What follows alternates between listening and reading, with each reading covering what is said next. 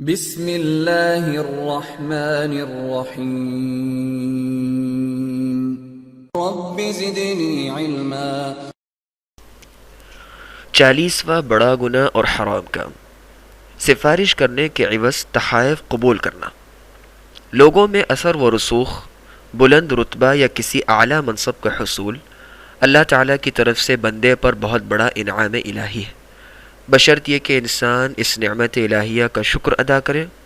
اور شکر کا ایک طریقہ یہ بھی ہے کہ اپنے مسلمان بھائیوں کو نفع پہنچانے کے لیے اپنے اثر و رسوخ اور منصب کو استعمال میں لائے، اور یہ نبی کریم صلی اللہ علیہ وسلم کے اس عمومی فرمان میں داخل ہوگا، من استطاع منکم ان ينفع اخاہ فلیفعل، صحیح مسلم جلد نمبر 4 حدیث نمبر 1726۔ تم میں سے جو اپنے کسی مسلمان بھائی کو نفع پہنچا سکتا ہو اسے ضرور نفع پہنچانا چاہیے۔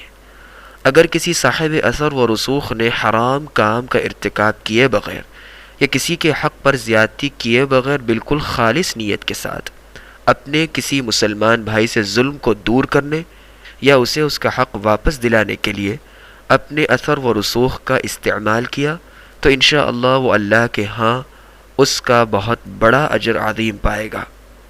جس طرح کہ رسول اللہ صلی اللہ علیہ وسلم نے فرمایا، اشفعوا تؤجروا، ابو داود حدیث نمبر 5132، نیز دیکھیے صحیح بخاری و مسلم اور فتح الباری جلد نمبر 10 صفحہ نمبر 450۔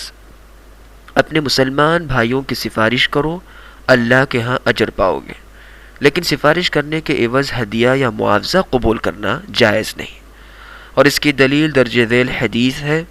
ابو امامہ رضی اللہ عنہ بیان کرتے ہیں کہ رسول اللہ صلی اللہ علیہ وسلم نے فرمایا، من شفع لأحد شفاعة فأهدى له هدية عليها فقبلها منه فقد أتى بابا عظيما من أبواب الربا، مسند احمد جلد نمبر 5 صفحہ نمبر 261، صحیح الجامع الصغیر الالبانی حدیث نمبر 6292۔ جس نے کسی کی سفارش کی اور اس سفارش کے عوض اسے تحفہ دیا گیا اور اس نے وہ تحفہ قبول کر لیا تو اس نے سود کی ایک بہت بڑی قسم کا ارتکاب کیا۔ بعض لوگ کسی شخص کو ملازمت دلوانے، کسی کی ٹرانسفر کروانے، مریض کو مفت علاج کی سہولت مہیا کرنے یا اس جیسے دیگر کام کروانے کے لیے خود یہ شرطیہ پیشکش کرتے ہیں کہ اگر تم ہمیں اتنی رقم دے دو تو ہم اپنی سفارش، واسطے، پہنچ اور اثر و رسوخ کو استعمال کر کے تمہارا کام کروا دیں گے۔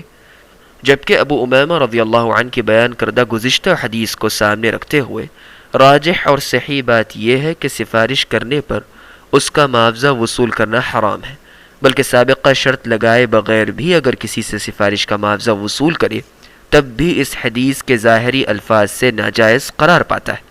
کسی کے ساتھ نیکی کرنے والے کو اپنی نگاہ ہمیشہ اس اجر و ثواب پر ہی رکھنی چاہیے جو اسے اللہ کے ہاں قیامت کے دن نصیب ہوگا۔ ایک آدمی کو اپنا کوئی کام کروانے کے لیے سفارش کی ضرورت تھی، وہ حسن بن سہل کے پاس سفارش کا طلبگار بن کر آیا۔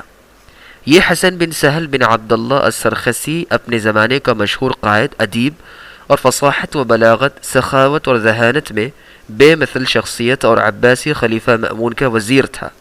خلیفہ مأمون اس کی بہت عزت کرتا تھا۔ 166 ہجری میں پیدا ہوا اور 236 ہجری میں خراساں کے شہر سرخس میں فوت ہوا۔ العلام خیر الدین الزرکلی۔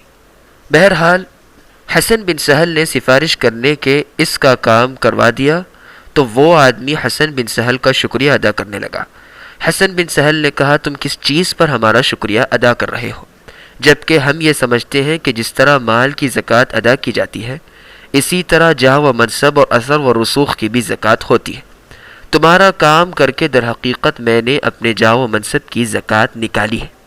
یہاں پر یہ اشارہ کر دینا مناسب معلوم ہوتا ہے کہ اپنے معاملے کی دیکھ بھال کروانے یا کارروائی مکمل کروانے کے لیے اگر کسی شخص کو اجرت پر رکھ لیا جائے تو اس میں کوئی حرج نہیں، کیونکہ یہ اجارہ یعنی مزدوری پر کوئی کام کروانا کے قبیل سے ہے جو کہ شرعی شروط کے ساتھ جائز ہے۔